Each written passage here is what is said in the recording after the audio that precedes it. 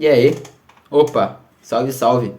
Fala aí, molecada, beleza? Tranquilo com vocês? Na paz? O tema de hoje é meio peculiar, é meio estranho, mas pode se tornar interessante. Como assim? Não entendi. Vamos ver como vai ficar.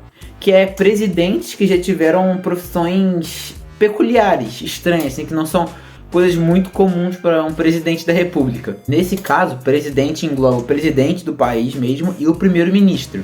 O presidente, no caso, é o chefe de estado, assim, o chefe da nação, assim, o cabeça do negócio. Já o papel do primeiro-ministro, normalmente, é mais atrelado ao chefe do governo, que ele vai apresentar as propostas do governo lá na Câmara, no Parlamento e tal. Esse sistema é muito usado em países europeus. No Brasil isso não é comum, porque aqui o sistema é presidencialista.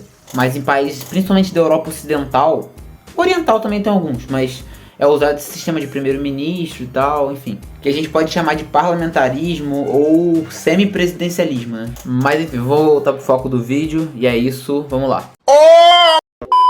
Bom, vou começar pela Ucrânia, que é o primeiro país aqui da lista. Caraca, minha camisa é a cor igual da Ucrânia, agora que eu percebi. Sabia não? Enfim, vou falar do Zelensky, que é o presidente da Ucrânia atualmente. O Ucrânia tá passando por uma guerra, né? Todo mundo sabe disso, eu acho. E ele nasceu em 78, tem 45 anos então. E ele era comediante, mano. O Zelensky era comediante antes de ser presidente da Ucrânia. Simplesmente isso, comediante. Um bagulho que a gente, assim, a gente pensa, a gente acha que é uma parada inusitada. Ele entrou pra um grupo de uma competição de humor aos 17 anos. E então ele foi seguindo nesse ramo, ganhou essa competição de humor. E ele criou um próprio grupo, enfim, foi tomando fama nacionalmente, criou o próprio programa, participou de filmes, enfim, o cara foi ganhando sua fama. Em 2014, ele se manifestou contra a campanha do Ministério da Cultura ucraniano, que eles queriam banir artista russo do país. Ele se manifestou contra até. A Ucrânia baniu o artista russo, obras culturais russas, os russos baniam filmes ucranianos de lá, enfim, ficava nessa briguinha aí. E o Zelensky foi contra esse banimento dos artistas russos. Mano, olha coisa bizarra. Em 2015, o Zelensky fez uma série, ele foi a estrela da série, onde um professor de história viralizou com um vídeo falando contra a corrupção do governo ucraniano e virou presidente. E ele virou o cara da história, ele que era o presidente nessa série. O cara previu o futuro em 4 anos antes de ser presidente, isso foi em 2015. E o Zelensky tinha uma empresa de televisão que era a Kvartal 95. Era uma empresa de produção de entretenimento que foi fundada por ele. E essa empresa registrou o Servo do Povo, que acho, se não me engano, é o nome do partido, lá no sistema político, virou um partido. E em 2018 ele tinha cerca de 10% das intenções de voto. E aí ele foi ganhando popularidade e tal, ele queria acabar com a corrupção, uma nova política, acabar com a guerra com a Rússia, inclusive. No primeiro turno ele ficou com 30% dos votos, mais ou menos. E no segundo turno, ele contra o Petro Poroshenko, ele alcançou 13,5 milhões de votos, cerca de 73% da população votou no cara, dos eleitores no caso. A região que ele teve mais voto, só para ter uma curiosidade, é a região que depois veio declarar a independência do território ucraniano e se aliar à Rússia, que é a região de Luhansk. Ironia, hein? Galera, a vida é muito engraçada, é irônica. Então ele tomou posse, estava fazendo seu governo até 2022 ali, que teve a guerra. E a Ucrânia está empenhada nessa guerra para lutar contra a invasão russa. O próximo da lista também você pode ter ouvido falar nele já, que é o Silvio Berlusconi. Foi primeiro-ministro da Itália. Ele foi primeiro-ministro da Itália 3 vezes, 94, 95, 2001, 2006 e 2008 e 2011. O cara tem uma história na política italiana. Silvio Berlusconi vinha de uma família de classe média alta e tal. E aí, enquanto ele estava fazendo universidade ali e tal, nos seus estudos universitários, ele queria ganhar um monezinho.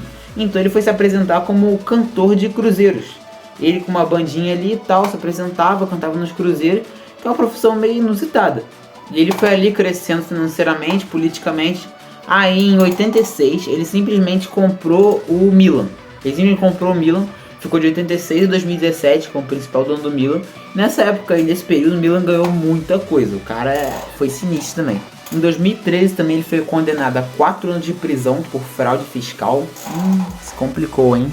Ixi, que onda é essa, meu irmão? Ele foi proibido de ocupar cargos políticos por 2 anos. Não precisou cumprir sua pena na prisão, mas teve que prestar serviço comunitário, enfim. E ele faleceu dia 12 de junho de 2023. Esse ano ainda ele faleceu há um pouco menos de 2 meses. E foi um grande ícone da política italiana. E ele foi uma figura muito 880. Ou você amava ele ou você odiava ele. Porque é metido em muitas polêmicas e tal. E aí tem isso, né? A galera se divide bastante. Ou gosta muito ou não gosta nada dele. Continuando na Europa ali, bem perto da Itália ainda, vamos falar da Albânia. A Albânia tem o primeiro-ministro de lá, que é o Edi Rama. Edi Rama nasceu em 1964 e a família dele já foi envolvida bem com a arte, porque o pai dele era um escultor, tal, era um famoso escultor na época. E ele foi fazendo suas obras de arte, tal, desde a infância. E aí viram um talento nele, incentivaram ele a continuar. E aí, tipo, ele seguiu nesse ramo de pintura, até que, simplesmente, quando ele era adolescente, ele se envolveu com basquete, foi pro Dinamo Tirana e foi pra seleção da Albânia. O cara simplesmente, do nada, foi pra seleção da Albânia. Era pintor e foi pra seleção da Albânia, tá ligado? Porra, cada rolê aleatório, mano, não é possível. Em 82 ele se matriculou na Academia de Artes de Tirana e seguiu essa vida aí de pintura e tal, mais perto da arte, de escultor. Mas ao mesmo tempo ele se envolvia com a política do país, ali nos protestos pela luta pela democracia, ali no fim da Albânia comunista. E em 98 ele foi nomeado o ministro da Cultura, Juventude e Esporte do país. Ele foi presidente de Tirana, que é a capital da Albânia, por 11 anos, de 2000 a 2011. E aí, desde 2013, ele é primeiro-ministro da Albânia. Já vão fazer 10 anos de mandato. Além disso, ele é o presidente do Partido Socialista da Albânia desde 2005. Pô, mano, isso é muito aleatório, velho. O cara pintou jogador de basquete primeiro-ministro. Isso aí é nice. Bom, vou falar do próximo país aqui da lista, que é Eslovênia, que é ali no leste europeu também, pertinho da Itália, pertinho da Albânia. Vou falar do Borut Pahor, que foi presidente e primeiro-ministro da Eslovênia. O cara foi os dois. Ele se formou em políticas públicas e ciências políticas na Universidade de Sociologia, Ciência Política e Jornalismo na Eslovênia, em Ljubljana, que é a capital. E durante a universidade, segundo a imprensa eslovena, ele trabalhou de modelo masculino para se sustentar durante os estudos. Mano, o cara inovou também, ó. Vou botar uma foto dele aí. Desde o início, desde a época de 90, até antes disso, ele já participava da política e tal. E sempre teve uma tendência meio socialista, já foi da Liga dos Comunistas, de um partido de centro-esquerda, que esqueci o nome. É um partido social-democrata de centro-esquerda ali da Eslovênia. Teve uma tendência mais de esquerda ali. Ele foi primeiro-ministro da Eslovênia de 2008 a 2012.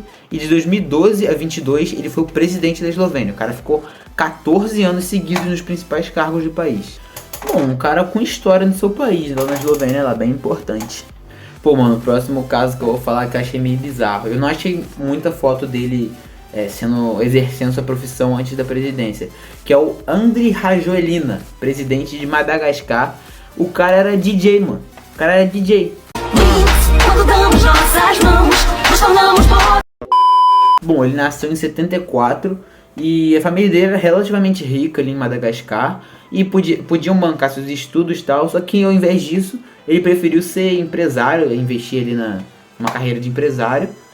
Ele casou com uma mulher que é a Miali Razakandiza, que ela era formada em finanças e contabilidade em Paris.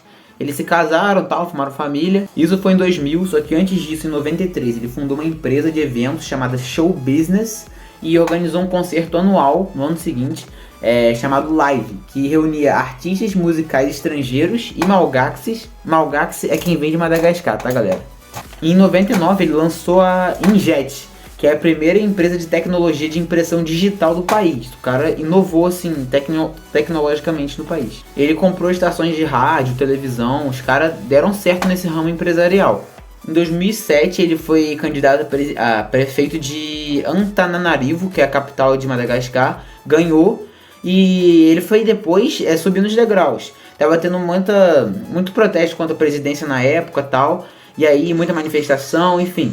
E aí teve um massacre lá, mataram bastante manifestantes, isso queimou muito a imagem do governo, e ele foi como líder dessa galera opositora ao governo, e se escondeu na embaixada da França, que queriam prender ele, e aí começaram a fazer pressão no presidente, enfim, o presidente dissolveu o governo, e o exército, pouco tempo depois, entregou o governo ao Rajoelina, que é o nosso DJzão presidente. Isso foi um governo de transição, uma parada mais provisória. Isso foi de 2009 até 2014 E em 2019 ele voltou ao cargo e é presidente do país até hoje. O próprio G1 postou em 2009 aqui, dia 21 de março de 2009, ex-DJ toma posse como presidente transitório de Madagascar.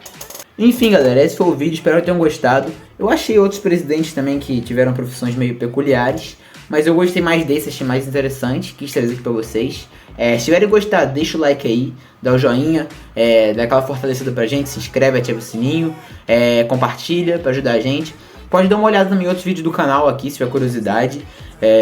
O canal é bem bacana, fala de curiosidades, geografia, guerras, entre outros tópicos mais descontraídos. É isso, espero que tenham gostado, fiquem com Deus, falou!